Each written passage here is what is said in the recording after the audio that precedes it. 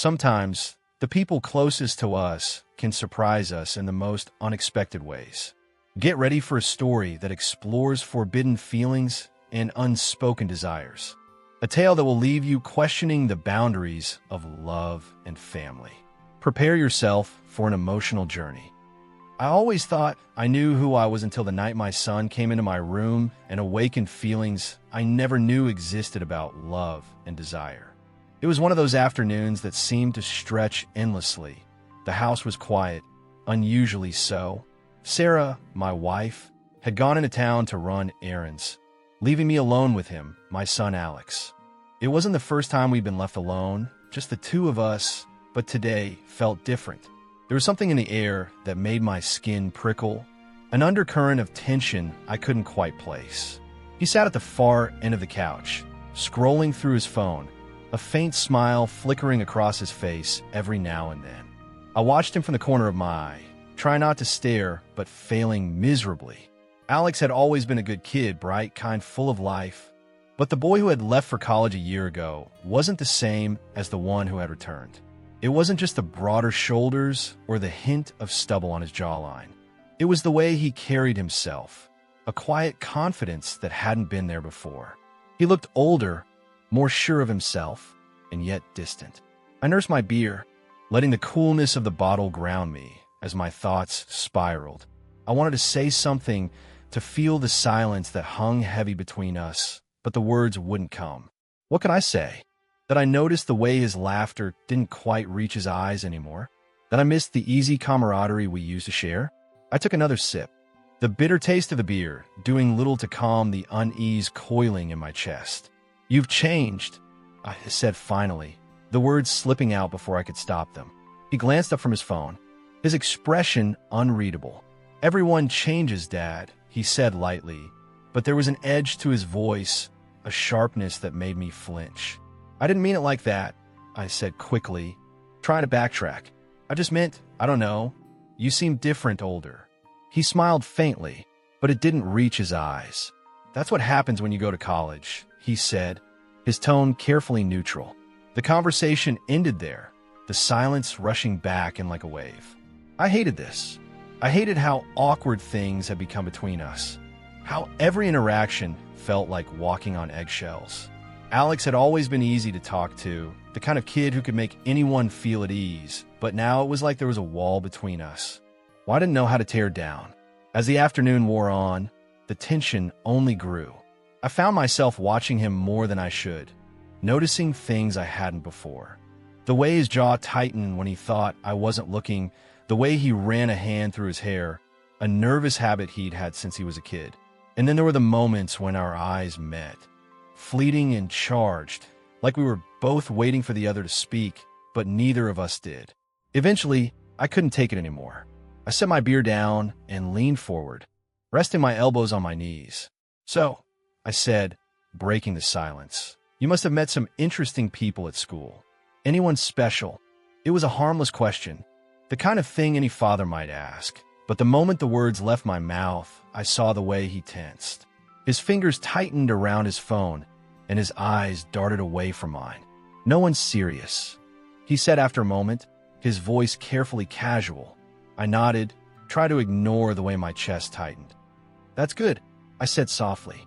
"It's good to have fun before things get too complicated." As soon as the words were out, I regretted them. They hung in the air between us, heavy with unspoken meaning. Alex's face flushed, and he shifted uncomfortably in his seat. "We're all right," he said, his tone clipped. For a moment, neither of us said anything. The silence stretched on, thick and suffocating. I don't know what possessed me to move closer. It wasn't a conscious decision. It was instinctive, like my body was acting on its own. Before I knew it, I was sliding across the couch, closing the distance between us. Alex froze, his eyes wide and uncertain. I could feel the heat radiating off him, the nervous energy that seemed to fill the room. "Dad," he started, his voice shaky. I reached out, resting my hand lightly on his knee. It was a small gesture, meant to be comforting, but the moment my hand touched him, something shifted. I felt it in the way he tensed, the way his breath hitched ever so slightly. "You've grown up a lot," I said softly, my voice barely above a whisper. "You're not a kid anymore." The words hung between us, heavy and loaded with meaning. I didn't know why I said them, why I felt the need to say them, but once they were out, there was no taking them back. Alex looked away, his face flushed. "I think I'm going to head upstairs," he said abruptly, standing up. I watched him go, my hand still resting on the couch where his knee had been moments before. The tension in the room didn't ease when he left. If anything, it grew heavier, pressing down on me like a weight I couldn't shake. I stayed there for a long time, staring at the spot where he'd been. My thoughts were a tangled mess, a storm of emotions I couldn't begin to untangle. When Sarah came home later that evening, I pretended everything was fine. I smiled, helped her unload the groceries, and listened to her talk about her day, but my mind was elsewhere, replaying the moment on the couch over and over again. That night, I lay awake in bed, staring at the ceiling. The house was quiet, the only sound the faint hum of the fan overhead. I couldn't stop thinking about Alex, about the way he'd looked at me before he left the room. There was something in his eyes, something I couldn't quite place. Fear, confusion, or was it something else entirely? I sighed, running a hand over my face. Whatever it was, I couldn't ignore it anymore. Something had changed between us, something I didn't understand but couldn't deny, and it scared me. It scared me because I didn't know what to do, how to fix this growing distance between us. I wanted to talk to him, to figure out what was going on, but every time I tried, the words got stuck in my throat. Maybe tomorrow would be different. Maybe tomorrow I'd find the courage to say what needed to be said. But as I lay there listening to the quiet sounds of the house, I couldn't shake the feeling that tomorrow wouldn't be enough. That whatever was happening between us wasn't something I could fix with words, and that terrified me more than anything else. The night was still, almost unnaturally so, the kind of silence that wraps around you, heavy and suffocating. The fan above me spun lazily, its faint hum doing little to distract me from the thoughts swirling in my mind. Sleep had been elusive these past few days, ever since Alex came back home. It wasn't just the conversations or the lack of them that unsettled me. It was the way he looked at me, like he was searching for something, a reassurance I didn't know how to give, or maybe it was something deeper, something I wasn't ready to admit to myself. I turned over, pulling the blanket higher, hoping the cocoon of fabric might offer some semblance of comfort. Sarah was out of town, staying overnight with her sister, leaving the house feeling emptier than usual. It was just me and Alex, and though the house was quiet, my thoughts were anything but. I drifted off until I heard the soft creak of my bedroom door. At first, I thought I was dreaming. The sound was faint, barely audible over the fan, but it pulled me from the fog of sleep. I kept my eyes closed, my breathing steady, waiting for whatever or whoever had caused the noise to pass. But the sound of footsteps followed, light and hesitant, growing closer with each passing second. I opened my eyes, just a crack, enough to see the faint outline of a figure standing in the doorway. My heart quickened, though I couldn't explain why. "Alex," I murmured, my voice groggy with sleep. He hesitated, hovering near the doorway, like he wasn't sure if he should step inside. The faint glow of the hallway light cast his face in shadow, but I could still make out the nervous set of his jaw, the way his hands fidgeted at his sides.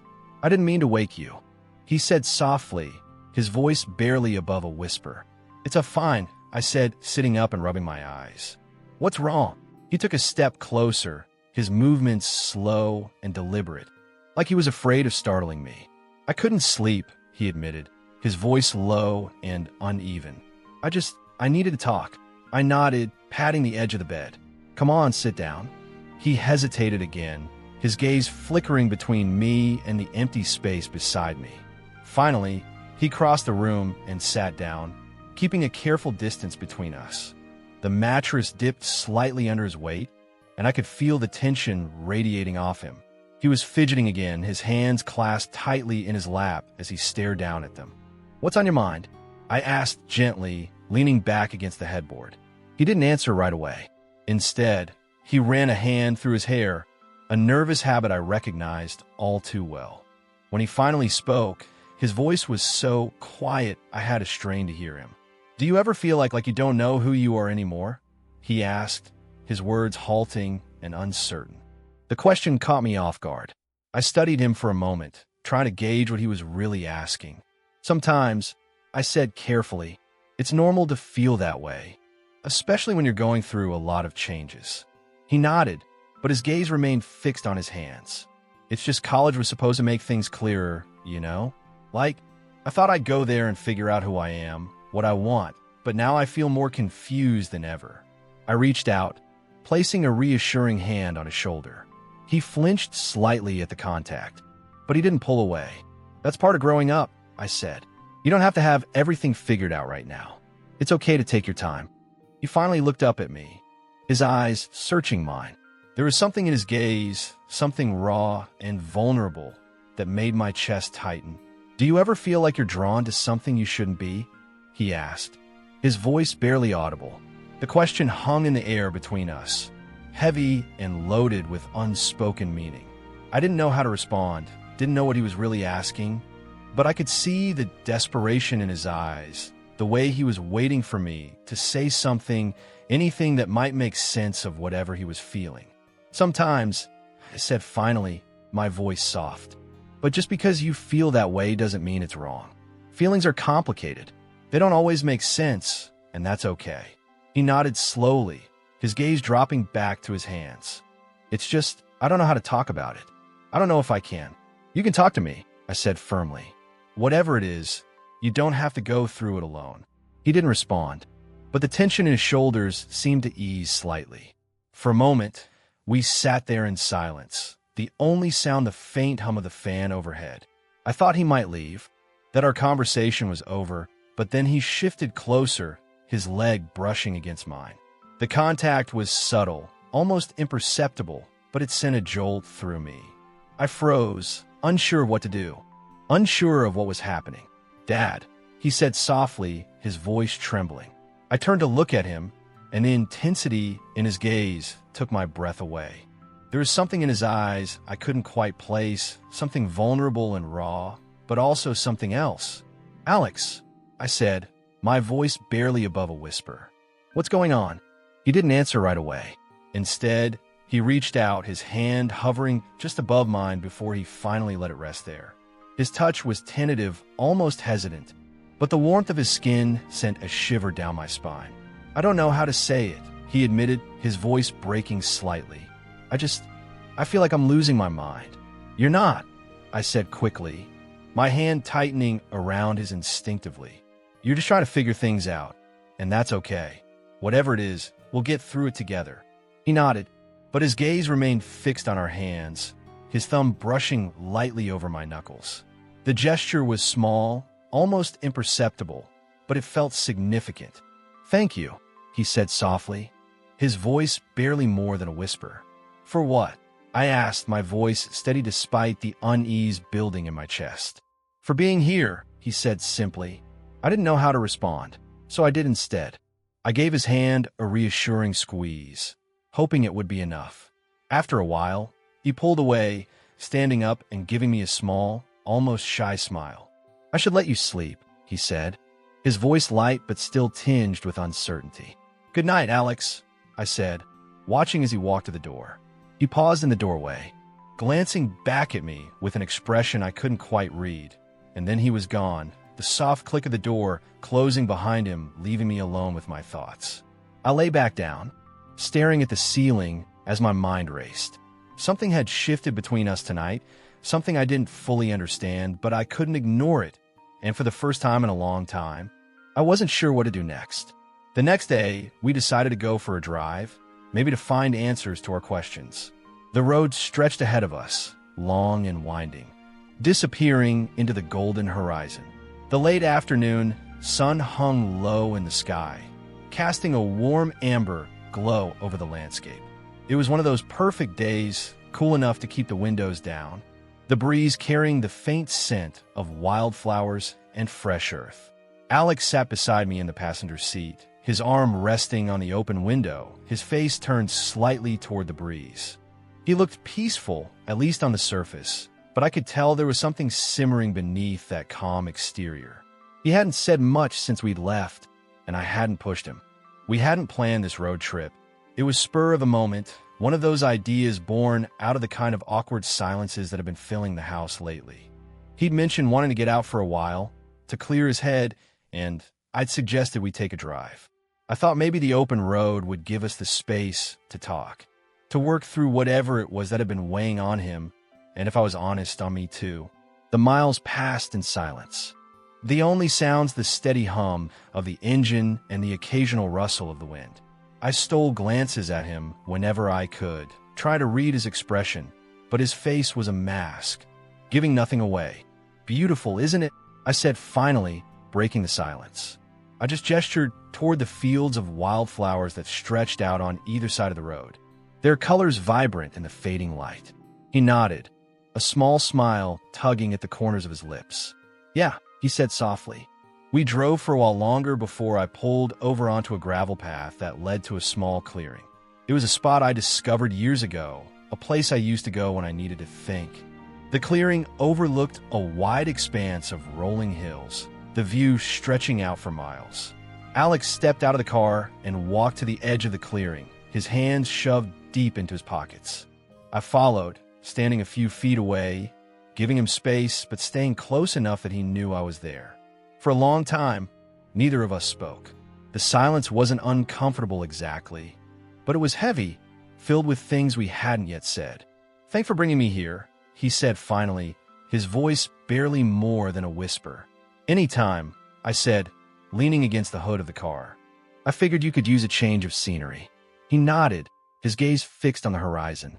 "I've been thinking a lot lately," he said after a moment, his voice low and hesitant. "About what?" I asked, keeping my tone casual. "About everything," he said, his words halting. He turned to look at me then, his eyes searching mine. "About us."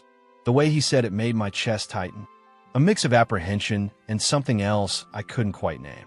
"What about us?" I asked carefully. He hesitated, his hands fidgeting at his sides.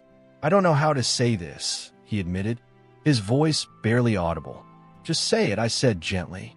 "Whatever it is, you can tell me." He looked away, his gaze dropping to the ground. "It's not that simple," he said. I waited, giving him the time he needed. Whatever he was trying to say, I could tell it was tearing him apart. After what felt like an eternity, he finally spoke. "I love you, Dad," he said, his voice breaking slightly. "Not just as my father. I love you more than that." The words hung in the air between us, heavy and unspoken for far too long. My breath caught in my chest, my mind reeling as I tried to process what he just said. "Alex," I said finally, my voice soft but steady, "you're my son. I love you too, but..." "Don't," he said quickly, cutting me off. "Please, don't say it's wrong or that I'm confused. I've spent months trying to fight this, trying to convince myself it's just a phase, but it's not. I can't stop feeling this way." His voice cracked, and I could see the tears welling up in his eyes. He looked so young and vulnerable in that moment, like the little boy I used to comfort when he had nightmares. I didn't know what to say. My mind was a whirlwind of emotions, shock, confusion, and something deeper, something I didn't want to name. "Alex," I said again, stepping closer. "This is complicated. I don't know what to say right now, but I need you to know that I'm here. I'm not going anywhere."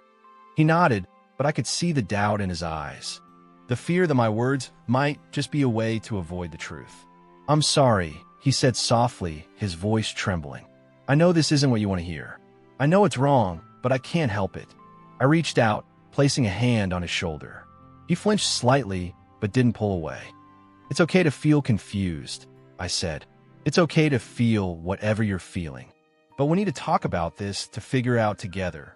He looked at me then, his eyes searching mine for something, understanding maybe, or forgiveness. "I don't want to lose you," he said, his voice breaking. "You won't," I said firmly. "You're my son, Alex. Nothing will ever change that." The words felt hollow even as I said them, because the truth was everything had already changed. We stood there for a long time, the silence stretching between us. The sun dipped below the horizon, casting the clearing in shadow, the the fading light painting the sky in deep hues of amber and indigo. I took a hesitant step closer, my heartbeat loud in the stillness. He turned to face me, his eyes meeting mine, and in that fleeting moment, the air between us shifted. I leaned in slow and uncertain, until the warmth of his breath mingled with mine. Then, as if pulled by an invisible thread, our lips met, a tentative brush that quickly deepened, igniting something raw and electric. The world around us faded. The only thing that mattered was the connection, the unspoken truth sealed in that single, lingering kiss. Finally, Alex stepped back, wiping at his eyes. "We should probably head back," he said, his voice quiet but steady. I nodded, knowing there was nothing more to say for now. The drive home was silent, but it wasn't the same kind of silence as before. It was heavy with unspoken words, but it also felt lighter somehow, like we'd taken the first step toward understanding, even if we didn't have all the answers yet. When we pulled into the driveway, Alex turned to me, his expression hesitant but hopeful. "Thanks for today," he said softly. "Anytime," I said, giving him a small smile. He nodded and got out of the car, disappearing into the house without another word. I stayed in the car for a while, staring out into the darkness, my thoughts racing. I didn't know what the future held for us, but I knew one thing for sure. Nothing would ever be the same again. The house was unusually quiet that evening, bathed in the warm glow of the dim lamps that Sarah always insisted made it feel cozier. She had gone to visit her mother earlier in the day and wasn't due back until later that night, leaving Alex and me alone again. We had spent most of the day in relative silence. There was still an unspoken tension between us from our conversation during the road trip, and I wasn't sure how to bridge it. I couldn't stop thinking about what he had said, the raw confession of his feelings for me, and the weight of my own inability to respond. Now we were in the lounge, sitting on opposite ends of the couch. A movie was playing on the TV, but I wasn't paying attention to it. My focus kept drifting to him. He wasn't looking at the screen either. His gaze was fixed on the carpet, lost in thought. "Alex," I said finally, breaking the silence. He looked up, startled, as though he'd forgotten I was even there. "Yeah," he asked, his voice barely above a whisper. "I've been thinking about what you said." I began, my voice careful, deliberate. His expression shifted immediately.